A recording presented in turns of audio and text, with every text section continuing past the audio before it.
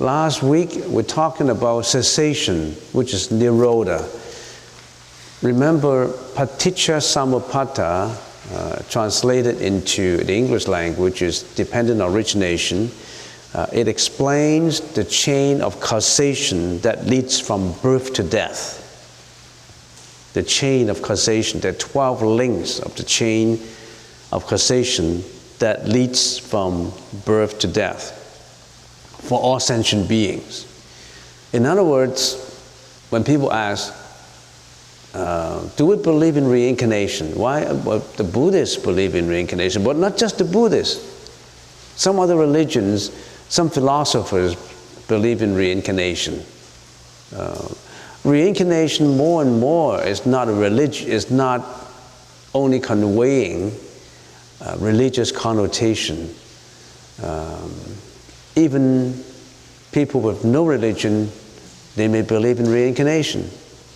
What happened to those kids, 5-year-old, 6-year-old, and they could play a jazz music or piano without learning? What happened to those kids, 6, 7 years old? They could sing like a soprano singer. At the age of 13, 14, they become a vocalist. What happened? Why? They didn't learn it in this life. They remember from the previous lives. They played it out from remembering. But something or some event, some occurrence must come to induce, to revitalize the seeds in the alaya consciousness that brings about this talent. They call it talent. I think they call it talent. Ingenuity. If people ask, what is reincarnation? How do you explain reincarnation? We easy to say, reincarnation is, you have a previous life and you came to this life. You die in your previous life and you came to this life again. That is too simple an explanation. What's the best explanation for reincarnation? Right here.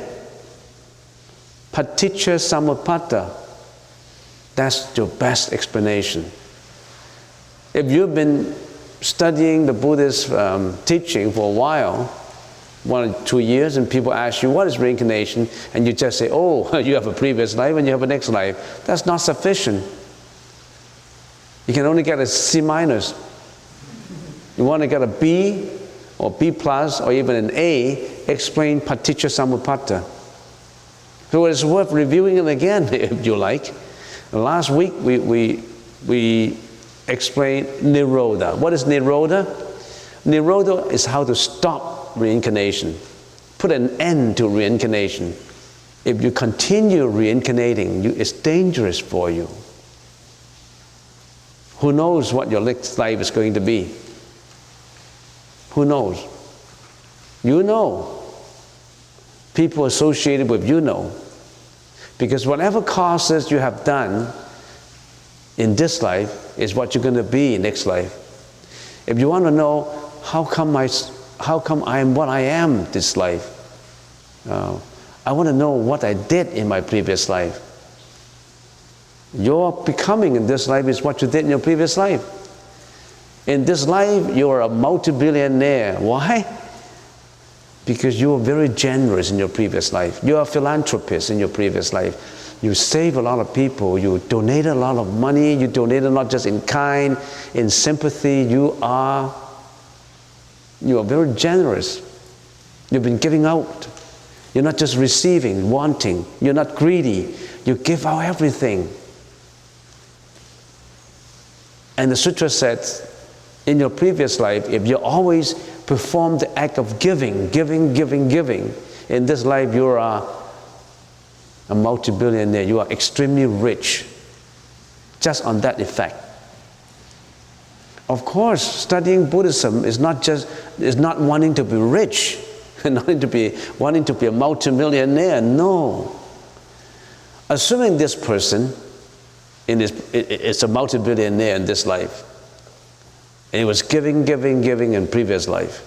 He didn't study. He didn't take the spiritual odyssey to get out of reincarnation. he's still in the loop of reincarnation in karma.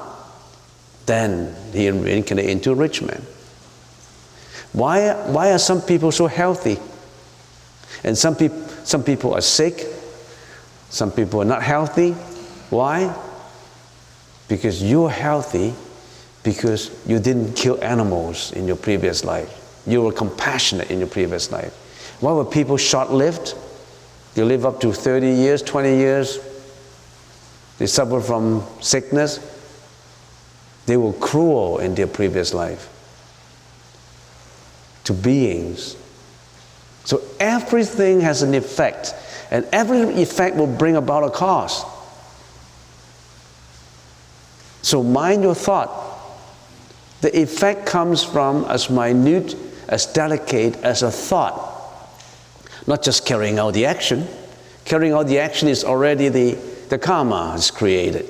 But it originates from a thought. That's the reason why you have to know your thought. Every thought counts. Every thought generates energy. So why are we meditating? Why we meditate? We want to make sure that we are in control of every thought. We want every thought to be in the path of enlightenment. We want every thought to be in compassion. We want every thought to be saintly. But that's difficult to do. Extremely difficult to do. Yesterday I came across a young man who asked me a question. And the young man has been studying Buddhism for a number of years. And then he said, Reverend, whenever I am doing exercise, bicycling and swimming, and he's an athlete. He likes exercise. He likes swimming and all kinds of exercise, hiking and all that. He said, whenever I concentrate in doing exercising, I don't have any bad feelings. I just concentrate on my exercising. I don't feel depressed. I don't have any mental afflictions, no mental defilements. And whenever I'm doing exercising, hiking and all that, and whenever I'm sitting down for meditation, all this greediness and all these mental afflictions come up in me. How come? Should I just abandon meditation and just take on to exercising? Well, good question. How do you answer that question? It's tough. It's true. The same applies. I said, my answer is quite lengthy, but let's make it short. The same applies to if you're a gambler, you go into a casino, you're so overwhelmed by this satisfaction of your senses, like an athlete is exercising, he's so overwhelmed by his concentration of the activities that he didn't have any other depression. He wouldn't think about sorrow, lamentation, and physical suffering because he's in the process of satisfying his senses for the short time. He's doing biking and hiking. He's doing bicycling, swimming. He forget about everything about sorrow. You know why? Because when he's doing this, he's dealing with only the sixth senses, the sixth sense, the mano consciousness. This sixth sense, remember we have 8 consciousnesses: eye consciousness, ear consciousness, nose consciousness, tongue consciousness, body consciousness, and lastly, the mental, the brain, the thinking consciousness. But that's the 6th consciousness. This thinking consciousness dominates all these other 5. In other words, he's the manager. He's extremely powerful.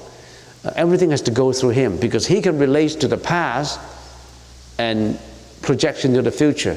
He's extremely powerful. He's very active. He's responsible for greediness, hatred, all the mental defilements, you name it. He's responsible for that. When you're angry, he's agitated. When you feel sad, he's crying. When you feel joyful, he's happy. So that's You've got that and I've got that, the sixth consciousness. When you are in the process of satisfying all these other five senses, your tongue, your taste, when you're eating food and it's delicious, you never have any other, you don't have a sorrow overwhelming you. That's when you're gambling, when you're exercising, when you are going for partying, listening to music, going out dating, courtship, you name it, you name all these things, the sixth sense. But when you're meditating, you're not only dealing with your sixth sense, you're dealing with your seventh and your eighth consciousnesses. What is the seventh? The seventh consciousness. Your ego consciousness. What is the eighth? Your alaya consciousness. You're dealing with something very delicate. You're dealing with something deep inside. And it comes back to haunt you, because all these seeds of sorrow, seeds of lamentations, seeds of depressions, all in the alaya consciousness, when you sit still, it all come up. It's just like when a pool of water is agitated, all the pollutants are everywhere. You can see clearly. But when you allow it to sit still, that process is very difficult. When you're sitting down, you allow that process of pollutant settlement. It's extremely difficult, because you really have to use techniques to do it. So that's the reason why when you are exercising, when you are gambling, when you are having a fun time listening to music, when you're playing the computer, the iPad, whatever, all these things, all buried in there, your sixth consciousness agitated. And all this alaya consciousness that store all your past is not agitated. Your ego, who cares about ego? I'm playing. I have an ego, who cares? I like playing. So that's the reason why. So every time when we sit down and contemplate, you are one step closer to enlightenment, because you're fixing up yourself internally. You're looking at your alaya consciousness. You're looking at how your sixth consciousness is agitated. I'm sitting in here. Oh, I thought about last night's party. Oh, I shouldn't have said that, and he shouldn't have said this, and he infuriated me. I hate him. All these things come back again. But then you control it. No, I shouldn't. I'm sitting. I'm concentrating on my breath. In and out, in and out. Forget about all this depression. Forget about all this greediness. Forget about hatred, disappointment, fear, greediness, jealousy, all that. Forget about that. It's difficult. You're in the process of doing it. But if you've gone through all this process, purifying yourself, you're on your way to the saintly path. You're on your way to get away from reincarnation, because you're on your way not to create any more karma for yourself. Where you're in the casino, you're creating karma of greediness. When you go to party, getting up acquaintances, or getting up relationship, you bury in the sexual feelings of a relationship. You forget about all this paticca samuppada.